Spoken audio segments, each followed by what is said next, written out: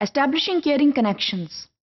हम caring connections की बात कर रहे हैं और ये देख रहे हैं कि केयरिंग कनेक्शंस जो हैं क्लासरूम में बेहतर मैनेजमेंट जो है उसको कैसे प्रमोट करते हैं।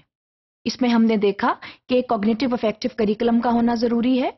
इसमें हमने देखा कि एक्टिविटीज का होना जरूरी है, लेसन प्लान्स का इनके मुताबिक होना जरूरी है, और सबसे इंपॉर्टेंट जो है वो सिलेक्शन ऑफ टेक्स्ट्स है। हम ऐसे कौन से टेक्स्ट्स अपनी क्लास में इस्तेमाल कर रहे हैं और क्या उन टेक्स्ट्स में कॉग्निटिव अफेक्टिव अप्रोच अपनाई गई है कि नहीं, हम इसके बारे में बात करते हैं और ये देखते हैं कि जो टेक्स्ट सिलेक्शन है, how does it bring caring connections in the classroom. तो टेक्स्ट सिलेक्शन जो है that is a very important element, और कोशिश ये करें कि जब आप लैंग्वेजेस पढ़ा रहे हैं और उर्दू या अंग्रेजी या अगर कोई और जबान भी आप पढ़ा रहे हैं तो उनके जब आप उनकी जब टेक्स्ट बुक्स जो हैं वो सिलेक्ट करते हैं या कोई मटेरियल्स ऐसे सिलेक्ट करते हैं, रीडिंग मटेरियल सिलेक्ट करते हैं, तो इस चीज का ख्याल रखें कि रीडिंग मटेरियल्स जो हैं वो इफेक्टिव इन नेचर हों। इसमें जो है इसकी बहुत ज्यादा गुंजाइश है, क्योंकि आमतौर पर जब टेक्स्ट्स हैं, खास तौर पर जो नैरेटिव टेक्स्ट्स होते हैं, उनमें अफेक्टिव डोमेन जो है वो बहुत हद तक जो है उसमें होता है।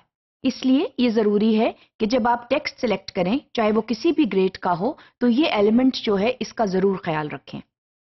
इसमें जो स्टूडेंट्स हैं वो ये देख लेते हैं कि जो टेक्स्ट्स हैं, कैरेक्टर्स हैं, स्टोरीज हैं, प्लॉट डेवलपमेंट है, थीम्स हैं, अगर वो इफेक्टिव होंगी इन नेचर तो उससे जो है उनके जहन पर अच्छा असर पड़ेगा और ऑटोमेटिकली वो केयरिंग और हेल्पफुल और केयरिंग रवैये जो हैं वो खुद ब खुद जो हैं वो क्लासरूम में आपस में स्टूडेंट्स जो हैं वो अपना लेंगे। So that is a very good way to promote caring connections in the classroom. इसके लिए बहुत जरूरी है कि टीचर्स जो हैं वो जब टेक्स्ट को पढ़ाएं तो उसमें जो इफेक्टिव एलिमेंट्स हैं उनको हाईलाइट कर दें और उनको through a cognitive effective approach पढ़ाएं। इसमें आमतौर पर यह देखा जाता है कि अगर टेक्स्ट जो है even if it has caring and helpful themes, those themes are not touched upon, and texts are used as a means to increase the cognitive skills of students. मिसाल के तौर पर अगर वोकैबुलरी आप पढ़ा रहे हैं और वोकैबुलरी जो है उसमें अगर आप words like care, help, love, friendliness, इन वोकैबुलरी आइटम्स का इस्तेमाल कर रहे हैं तो ऑटोमेटिकली ये वोकैबुलरी आइटम्स जो हैं ये इफेक्टिव इन नेचर हैं, because they tell students about the helpful and caring links that can be established. तो अगर इनको हाईलाइट करके बताया जाए और इन पर फोकस किया जाए तो खुद ब खुद जो है स्टूडेंट्स वो केयरिंग कनेक्शंस जो हैं वो एस्टैब्लिश कर लेते हैं। लेकिन इसके लिए ये जरूरी है कि हम जो हैं वो इरादी तौर पर जो है इनका इस्तेमाल करें और ऐसे टेक्स्ट की सिलेक्शन करें जो इन एटीट्यूड्स को, इन बिहेवियर पैटर्न्स को, इन स्किल्स को प्रमोट कर रहे हैं। तो मटेरियल्स जो हैं उनकी सिलेक्शन बेहद जरूरी है। इसमें एक और अमल जो बहुत जरूरी है वो जो है टेक्सचुअल वैरायटी का है कि हम जब एक साल में ये इस चीज का तयन करते हैं कि हमने कितने टेक्स्ट पढ़ाने हैं।